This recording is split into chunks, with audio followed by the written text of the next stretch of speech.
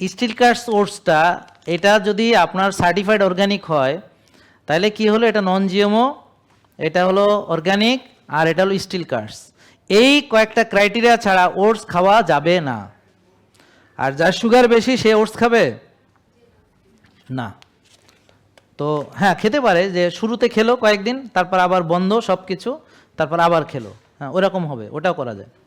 যে সে ওইসব নষ্ট বাদ দিল, সাদা ভাত বাদ দিল, সাদা রুটি বাদ দিল, তারপরে একবেলা একটু ওটস খাইলো, কয়েকদিন পরে ওটসটা বন্ধ করলো, আবার হোমায়ের কমে গেলে আবার ওটস শুরু করতে পারবে। এইভাবেও করা যায়। তাহলে অনেক উপায় আছে। আমরা চাই আপনাদের যেন কষ্ট না হয়, এই ব্যাপারটা বুঝতে পারছেন?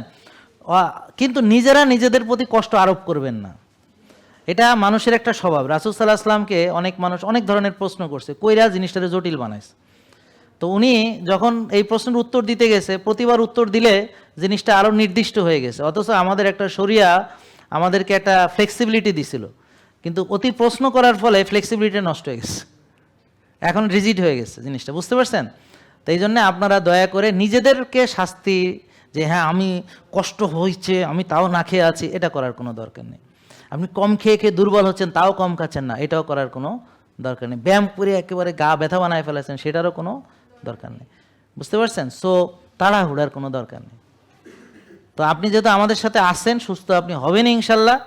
আপনি 6 মাস লাগুক, 1 বছর লাগুক, 2 বছর লাগুক, আপনি ধীরে ধীরে ধীরে ধীরে একটা একটা করে, যে একটু ঘুমালাম, তা আপনি রাত 2টায় ঘুমান, এখন আপনি 10টায় ঘুমাতে পারবেন?